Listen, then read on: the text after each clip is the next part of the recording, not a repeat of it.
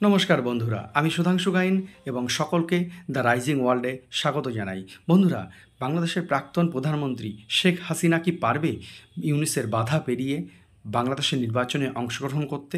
যেদিন থেকে বাংলাদেশের নির্বাচনের একটা সম্ভাব্য সময় দিয়ে দেওয়া হয়েছে, সেদিন থেকে দেখবেন শেখ হাসিনাকে নানান অভিযোগে অভিযুক্ত করা হচ্ছে তিনি যাতে নির্বাচনে অংশগ্রহণ করতে না পারে। সম্প্রতি বিএনপির মহাসচিব তার উপর একটি গুরুতর অভিযোগ এনেছেন, তিনি নাকি মানবতার কলঙ্ক। এবং কেন তিনি এই অভিযোগ আনছেন? যে বাংলাদেশের মানুষের মনে যাতে ঢুকে যায় তিনি বাংলাদেশের ভালো চাইছেন না এবং তাকে যাতে নির্বাচনে একটি ভোটও না মেলে। সম্প্রতি বিবিসি একটি অডিও রেকর্ড প্রকাশ্যে এনেছে। কি সেই অডিও রেকর্ড? নাকি হাসিনাকে বলতে শোনা যাচ্ছে যে যেখানেই ওদের দেখবে গুলি করে মারো। ওদের বলতে কাদের বোঝানো হয়েছে? না, জুলাই আন্দোলনকারীদের। আবার এই অডিও রেকর্ডটি নাকি বিবিসি সেটা যাচাই করেছে যে এটা সত্যি। কিভাবে হাসিনাকে এখানে ফাঁসানো হচ্ছে?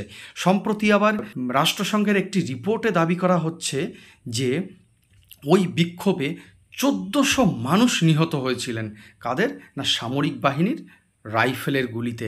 আপনি যদি একটু বাংলা নিউজ ছেড়ে একটু বিদেশি নিউজের দিকে চলে যান, সেখানেও দেখবেন হাসিনাকেই দোষী সাব্যস্ত করা হচ্ছে এবং ওই একই নিউজ দেখানো হচ্ছে যে ওই জুলাই আন্দোলনে নাকি ১৪০০ মানুষ নিহত হয়েছিল এবং এর মূল দোষই শেখ হাসিনার উপর দেওয়া হচ্ছে।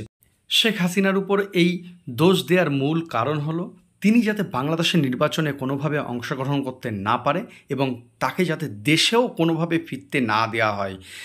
বন্ধুরা, গোপালগঞ্জে যে ঘটনা ঘটে গেছে সেই ঘটনাটি যেন সারা বাংলাদেশে একটা আলোড়ন তৈরি করে ফেলেছে। না, কি ঘটেছে? বাংলাদেশের একটি বৈষম্যবিরোধী ছাত্রদের রাজনৈতিক দল এনসিপি, তারা শেখ হাসিনা সরকারের যেদিন পতন হয়েছিল সেই দিনটি উদযাপন করতে গিয়েছিল এবং জাতির জনক শেখ মুজিবুর রহমানের কবরও ভাঙার কর্মসূচির ডাক দিয়েছিল। কিন্তু তাদের এই কর্মসূচিকে সাধারণ মানুষ যেভাবে প্রতিরোধ জানিয়েছে তা যেন ইউনিশ সরকারের পতনকেই নির্দেশ করছে। তো বাংলাদেশে আজ যেটা ঘটছে সত্যিই খুবই দুঃখজনক। এ বিষয়ে আরও আপডেটেড ভিডিও আমি নিয়ে আসবো। নমস্কার।